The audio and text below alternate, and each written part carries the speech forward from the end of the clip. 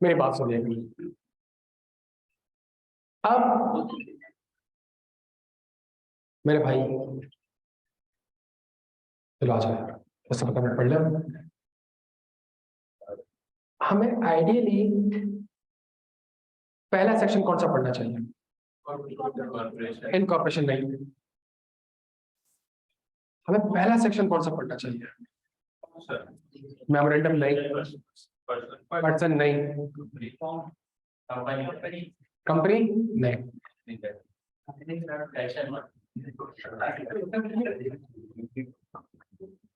मेरी बात समझने की कोशिश करेगा।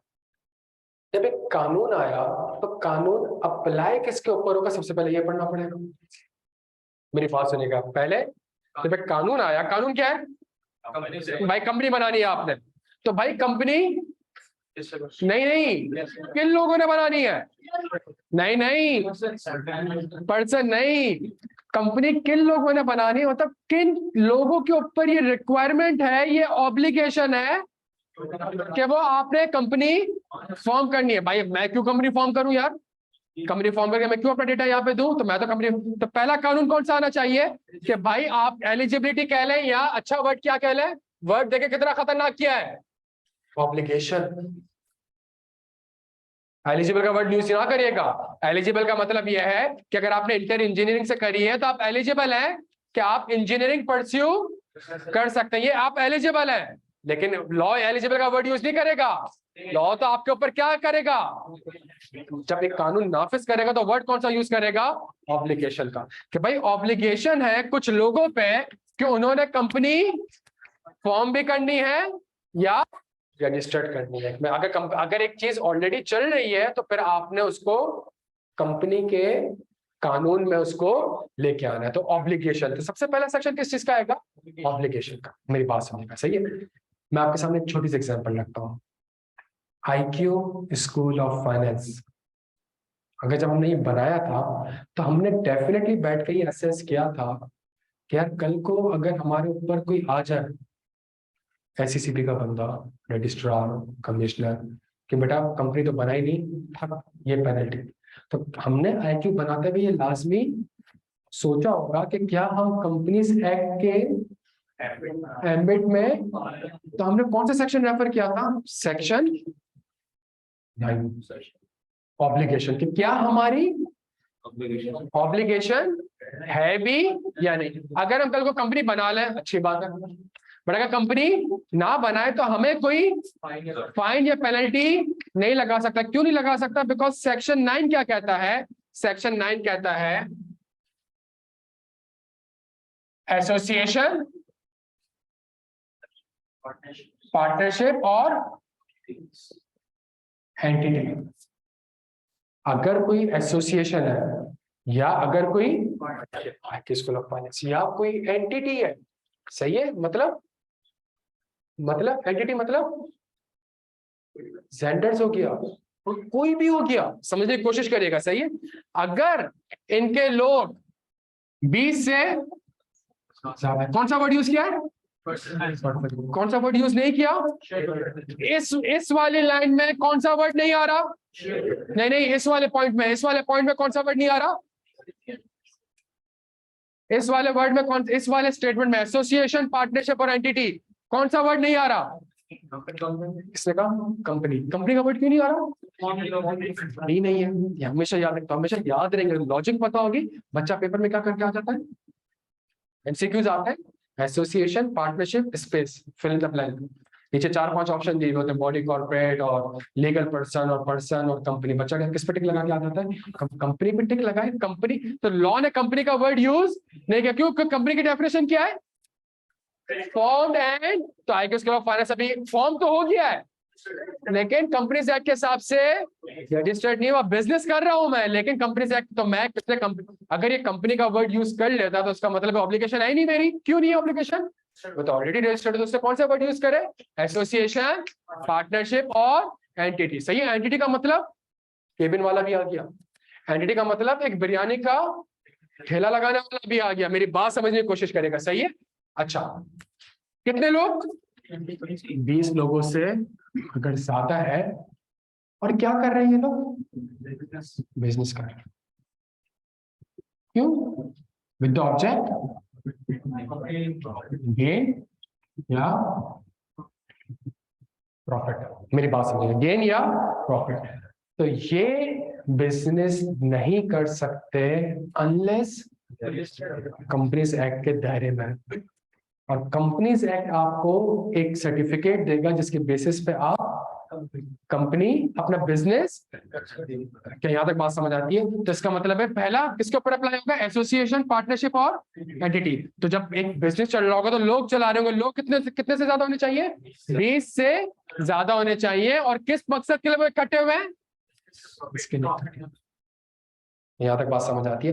तो इन लोगों ने कंपनी एक्ट में अप्लाई हो जाएंगे, इनके ऊपर कंपनीज एक्ट अप्लाई हो जाएगा और कंपनीज एक्ट का सेक्शन 9 अप्लाई हो जाएगा। 9 के तहत इनके ऊपर ऑब्लिगेशन है। तो यहां तक बात समझ आती है? अच्छा, मैं आपके सामने सिर्फ कानून पढ़ रहा हूं और कानून पढ़कर मैं 15 मिनट आपके साथ इसको बैठ के बहस करूंगा। क्या यहां तक बात समझ आती है? जल्दी से आ जाए कानून में, पहले पेज पे। सबके पास हैंड आउट? अच्छा। Company means a company formed and registered under this act। this act मतलब कंपनीज एक्ट। और तो कंपनीज एक्ट कब आया? कंपनीज एक्ट आया 2017 में। तो 2017 से जो पुरानी कंपनी है, क्या वो कंपनी नहीं है? तो उसने आगे क्या लिख दिया? और कंपनी लॉ। कंपनी लॉ के नीचे डेफिनेशन क्या बता दी इसने? Means the repeat companies act 1900। अगर आजादी से पहले भी 1913 के कानून के हिसाब से कोई कंपनी बनी हुई है तो वो भी किसकी डेफिनेशन में फॉल कर जाएगी? कंपनी की डेफिनेशन में फॉल कर जाएगी। और कंपनीज ऑर्डिनेंस 1984 और companies ordinance 2016 and also includes this act. क्या यहां तक बात समझ आती है प्यारे बच्चों? अच्छा, अब मैं कौन सा सेक्शन पढ़ने जा रहा हूं आपके पास? तो हमारा पार्ट कौन सा है? Incorporation of. तो भाई कंपनी इनकॉर्पोरेट करनी है तो पहले ये बताया ना कि इनकॉर्पोरेट करने की ऑब्लिगेशन, एलिजिबिलिटी ना बोलना, ऑब्लिगेशन किसकी है? Obligation to register. To register कौन से वाले रजिस्टर की बात कर रहा है? ये कौन से वाले रजिस्टर की बात कर रहा है? कंपनी की डेफिनेशन पढ़ो ऊपर, फॉर्म्ड एंड रजिस्टर्ड। तो किसके बात कर रहा है? No obligation to register. ये रजिस्टर का वर्ड कहां से डिराइव हुआ है? ये कंपनी की डेफिनेशन से। कंपनी की definition means a company formed and, दोनों को सर्कल बनाया जल्दी से।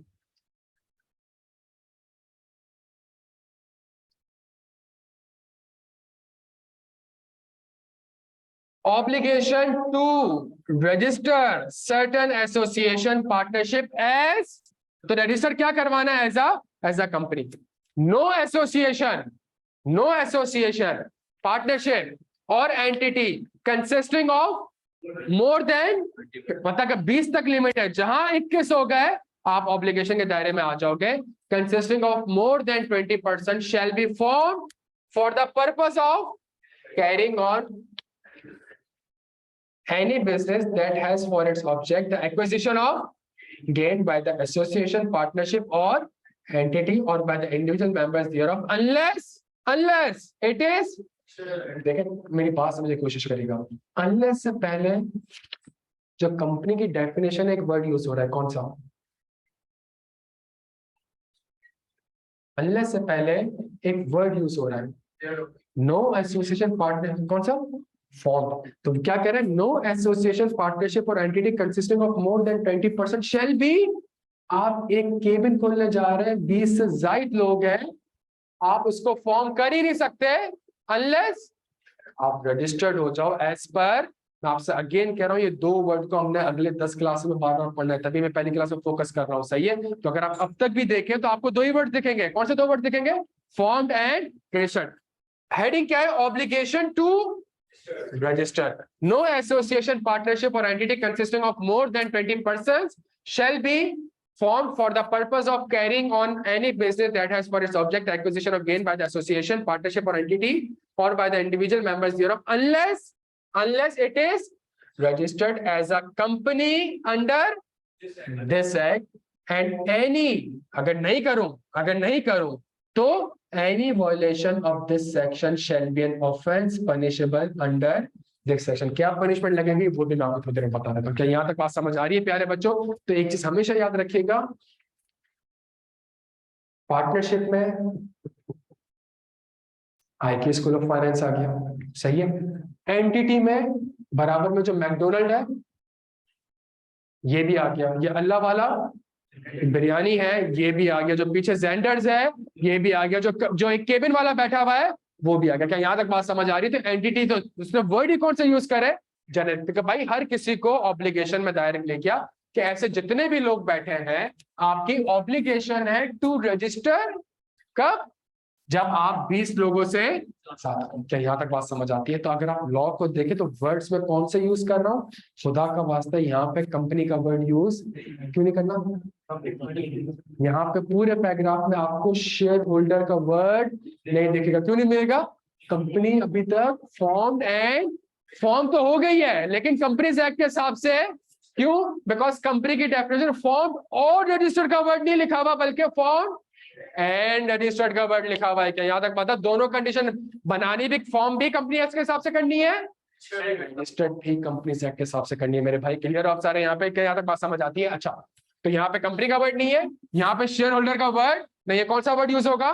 पर्सन्स का वर्ड यूज होगा। डन हो गया प्यारे बच्चों? अच्छा, तो जिनका बिजनेस हो, ऑब्जेक्ट, गेन, प्रॉफिट, डन हो गया। ये एक सेक्शन हमने अभी इसी सेक्शन को अगर आप देखें तो इस सेक्शन में कौन सा वर्ड यूज होना चाहिए, कौन सा नहीं होना चाहिए, कौन से क्रिटिकल वर्ड्स है। क्रिटिकल वर्ड्स कौन से? Form and registered. सही। क्रिटिकल वर्ड क्या है? 20% से ज्यादा। क्रिटिकल वर्ड्स क्या है? एसोसिएशन, पार्टनरशिप और, लेकिन खुदा का वास्ता है पर्सन यूज करते हुए शेयर होल्डर यूज ना करना, एसोसिएशन, एंटिटी, पार्टनरशिप का वर्ड यूज करते हुए कंपनी का वर्ड यूज ना करना। क्या यहां तक बात समझ आती है बच्चों? क्लियर है? अच्छा,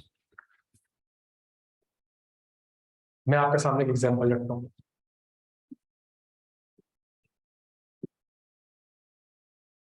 मैंने वीडियो में भी रखा था, मैं थोड़ा सा उसको एक्सप्लेन वापस से कर देता हूं ताकि हम समझ सके। हम लॉ हमारे सामने,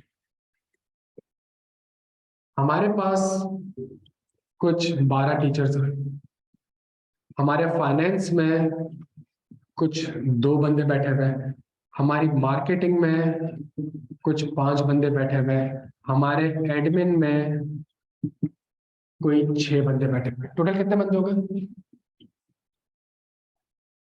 5 हो गए, 25 हो गए। क्या IQ स्कूल ऑफ फाइनेंस के ऊपर ये ऑब्लिगेशन है टू फॉर्म हो चुकी है, लेकिन बिजनेस कर रहा हूं, पैसे कमा रहा हूं, लेकिन फॉर्म एंड रजिस्टर्ड। तो क्या IQ स्कूल ऑफ फाइनेंस के ऊपर ये ऑब्लिगेशन है? क्या इसके ऊपर IQ स्कूल ऑफ फाइनेंस के ऊपर सेक्शन 9 अप्लाई होगा कि नहीं होगा प्यारे बच्चों? हाँ जी, क्या सेक्शन 9 अप्लाई होगा? नहीं होगा। अच्छा, 22 टीचर्स हैं, अब होगा? भाई कितने लोग कह रहे हैं सर अब तो हो जाएगा? नहीं होगा, अब भी नहीं होगा। पक्का? पक्का? कहाँ लिखा?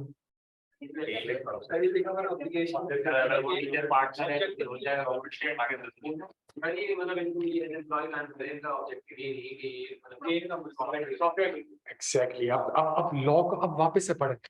नो एसोसिएशन, पार्टनरशिप और entity consisting of more then 20%। तो 20% तो ज्यादा है, 20% से तो ज्यादा। ये बात समझ आती है भाई? 20 से तो ज्यादा है ना, लेकिन पर्सन यहाँ पे क्या है इसको समझने की कोशिश करते हैं। For the purpose of, shall be formed for the purpose of carrying on any business that has for its object the acquisition of gain by the association, partnership or by the individual members thereof, unless। तो इसका मतलब है कि अगर यहाँ पे जो person की बात चल रही है तो देखें, अगर आप लॉ को थोड़ा देखें, of more than 20% shall be formed for the purpose of carrying on any business। ये जो लोग हैं ये बिजनेस करने के लिए इकट्ठे नहीं हुए हैं। ये किस लिए इकट्ठे हुए हैं? ये तो एम्प्लॉयमेंट के लिए इकट्ठे हुए हैं। ये इस बिजनेस से जो प्रॉफिट अचीव होता है वो टीचर को नहीं मिलता, वो फाइनेंस को नहीं मिलता, वो मार्केटिंग को नहीं मिलता, वो एडमिन को नहीं मिलता। तो मतलब अगर IQ स्कूल ऑफ फाइनेंस कहाँ फॉल करता है? कहाँ फॉल करता है? पार्टनरशिप में फॉल करता है। तो इसके कितने पार्टनर्स हैं? लेट्स से दो पार्टनर्स हैं, अगर इसके दो पार्टनर्स हैं तो बिजनेस करने कौन बैठा था? ये दो पार्टनर्स बैठे थे, इन्होंने लोग इकट्ठे करना स्टार्ट करे, इकट्ठे स्टार्ट कर, तो जो प्रॉफिट डिराइव कर रहा है या जो बिजनेस कर रहा है वो रिमेनिंग वो ये 22 लोग नहीं कर रहे हैं या 25 लोग नहीं कर रहे हैं। बिजनेस कर कितने लोग रहे हैं? 2 लोग कर रहे हैं। क्या वो 2 लोग 20% से ज्यादा है? The answer is no. The answer is no. तो इसका मतलब है मेरे ऊपर IQ स्कूल ऑफ फाइनेंस के ऊपर सेक्शन 9 अप्लाई नहीं होगा। मेरी कोई ऑब्लिगेशन नहीं है to register as a company as per companies. तो यहाँ तक आपकी बात समझ आ रही है बच्चों? क्लियर है? तो सर ये वाली इंटरप्रिटेशन आपने कैसे ली? ये वाली नहीं, ये इंटरप्रिटेशन कैसे ली कि ये 20 लोगों में इसकी बात कर रहा है? एग्जैक्टली क्या लिखा हुआ है? हु हैज दी और any business that has for its object the acquisition of gain by the association partnership और बाय द इंडिविजुअल मेंबर्स। तो क्या इन मेंबर्स को प्रॉफिट मिलता है? नहीं, सेकंड को मिलता है, इन इंडिविजुअल मेंबर्स को मिलता है। तो पर्सन की डेफिनेशन भी मैंने तो कहने को तो जाए अगर तो कितनी आसान डेफिनेशन है या कितना आसान सेक्शन है, लेकिन प्यारे बच्चों जब तक हम इसका खुलासा नहीं करेंगे और उसको लॉजिकली नहीं समझेंगे, क्या फायदा होगा याद करने का कि अगर पेपर में इस तरह का सिनेरियो आ जाए और मुझे यही ना पता हो कि 20 से ज्यादा, मतलब मुझे यूं तो पता है 20 से ज्यादा है, लेकिन मैंने इसको काउंट करना भी है या नहीं करना, ये बड़ा एक इंपॉर्टेंट फैक्टर है प्यारे बच्चों। तो इसके ऊपर MCQs आ जाता है, उसके ऊपर वो एक डब्बा बना के आपको दे देता है कि फाइनेंस में इतने, मार्केटिंग में इतने, इसमें इतने, और वो आपसे कहता है कि जी मुझे बताएं कि सही आंसर क्या है। तो MCQ में तो निकल जाता है, लेकिन वो अगर आपसे कहे कि मुझे जस्टिफिकेशन दे, बच्चा फिर यहाँ से मतलब आंसर 2 ही होंगे ना क्या? या तो ऑब्लिगेशन है तो इसकी जस्टिफिकेशन जब देनी होगी, तो आप जब आपको लॉ पढ़ने की तमीज ही नहीं होगी तो फिर आप, अब जब तमीज आ गई, जो उस भाई ने बोला दैट हैज फॉर इट, आप कहेंगे भाई इन द अबव सिनेरियो ये जो 4 लोग हैं इनका ऑब्जेक्ट है, ये एक एसोसिएशन है, ये एक पार्टनरशिप है जो कि इकट्ठा हुए बिजनेस करने के लिए, और चूंकि ये लोग प्रॉफिट ड्राइव कर रहे हैं तो मैं पर्सन में भी इन्हीं को काउंट करूंगा, चूंकि टोटल बनते ही 4 है और 20 से कम है। देयरफॉर इस एसोसिएशन को, इस पार्टनरशिप को या इस एंटिटी को फॉर्म नहीं बोलना, इसके ऊपर ऑब्लिगेशन नहीं है टू, फॉर्म तो हो चुकी है ना, तभी तो बिजनेस कर रहा हूं। एक ठेले वाले ने भी ठेला लगा लिया तो फॉर्म तो हो चुका है, लेकिन लॉ ने फॉर्म का वर्ड यूज नहीं करा, साथ कौन सा वर्ड यूज करा है?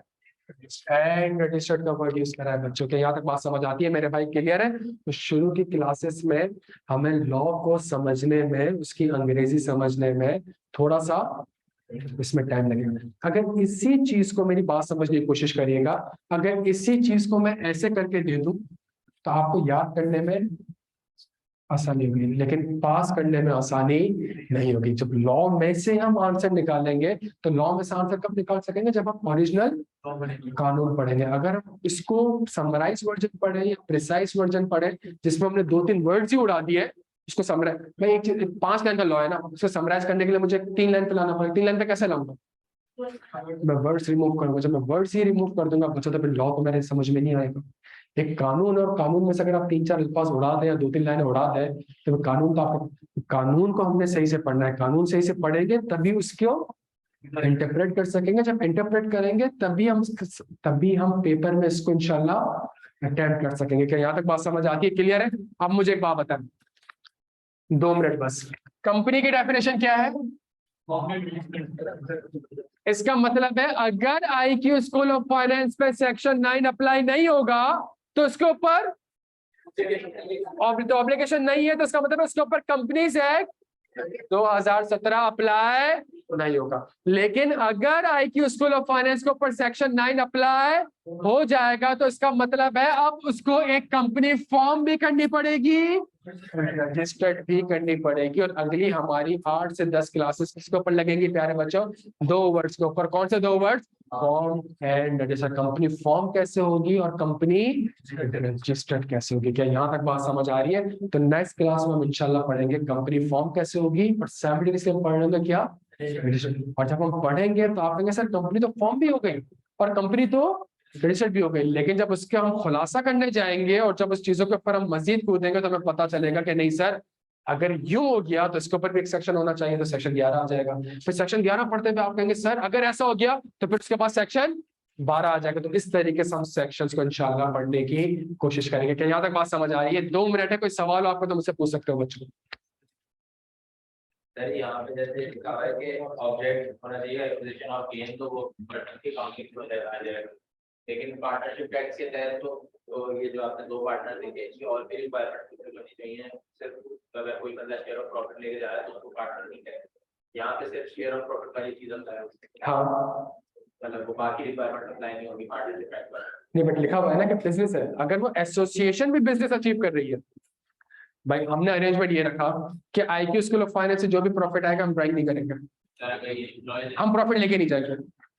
हमने एक अरेंजमेंट रखा कि IQ स्कूल ऑफ फाइनेंस से जो प्रॉफिट आएगा हम उसको विड्रॉ नहीं, हम अपना अपना सब्जेक्ट पढ़ाएंगे और उसकी रिसीविंग लेके जाएंगे। लेट्स से मुझे बताएं क्या एसोसिएशन में प्रॉफिट आ रहा है, तो आप नीचे पढ़ें दैट हैज द ऑब्जेक्ट, तो उसके अंदर वो एसोसिएशन को भी कवर करता है, पार्टनरशिप को भी कवर करता है। तो अगर इंडिविजुअल मेंबर्स MI और MQ लेके नहीं भी जा रहे बट चूंकि एसोसिएशन में प्रॉफिट गिरा हुआ है तो एसोसिएशन को भी आपने फॉर्म रजिस्टर करवाना पड़ेगा। MI और MQ रजिस्टर नहीं होगी, एसोसिएशन या पार्टनरशिप की एंटिटी।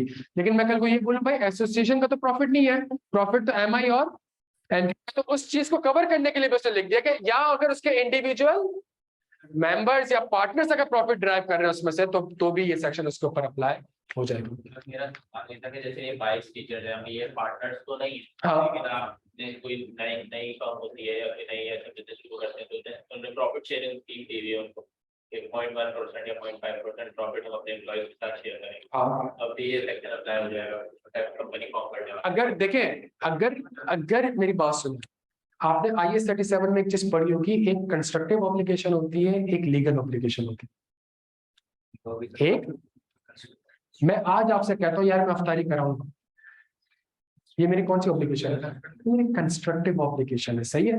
लेकिन अगर एडमिशन फॉर्म में मैंने आपसे साइन करवा लिया और आपने भी साइन कर दिया कि हाँ जी सर इब्राहिम अफ्तारी, अब मेरी कौन सी ऑब्लिगेशन है ये? अगर कल को मैं अफ्तारी नहीं करवाता आप मेरे ऊपर कोर्ट में जाके केस, तो जो आप बात कर रहे हैं तो देखना ये पड़ेगा कि जो पार्टनरशिप डेट बनी है, मतलब कोई भी एसोसिएट पार्टनर कोई ना किसी डॉक्यूमेंट, तो उस पार्टनरशिप डेट में क्या लिखा हुआ है कि हम टीचर्स जो हमारे होंगे उसको प्रॉफिट का इतना % हम शेयर करेंगे। अगर ऐसी चीज लिखी हुई है तो उसका मतलब है फिर आप उसको भी काउंट करोगे, बिकॉज उस एसोसिएशन में वो भी प्रॉफिट डिराइव करता है। लेकिन जो फाइनेंस का बंदा बैठा हुआ है, मार्केटिंग का बंदा बैठा हुआ है, चाहे प्रॉफिट हो चाहे लॉस हो, वो अपना एक सैलरी का पोर्शन लेके जाएगा, तो वो उस चीज को फॉर्म नहीं करेगा। तो फिर हमको इस एंगल से देखना पड़ेगा। ठीक हो गया प्यारे बच्चों? कोई सवाल आप लोगों का? बच्चों के सवाल क्लियर है सारे? तो हमारी कल की क्लास की भी टाइमिंग सेम है, 1:30 से 3:30 हमारी ऑडिट होगी और 4:45 से 5:15 5:30 हमारी कंपनी लॉ होगी। कंपनी लॉ में अगेन मैं आपको बता दूं कल हम इंशाल्लाह क्या पढ़ने जाएंगे, फॉर्म एंड, जब कंपनी फॉर्म करने जाएंगे तो हमको समझ में आ रहा है लॉ के सेक्शन किस तरीके से ड्राइव होते हैं। डन हो गया जी मेरे भाई? जी बिल्कुल बिल्कुल। रमजान में एक दिन ऑडिट होगी, एक दिन लॉ होगा, या हम कोशिश तरीके से कर लेंगे कि 3:30 से 5 ऑडिट कर ले, 5 से 7 लॉ रख ले।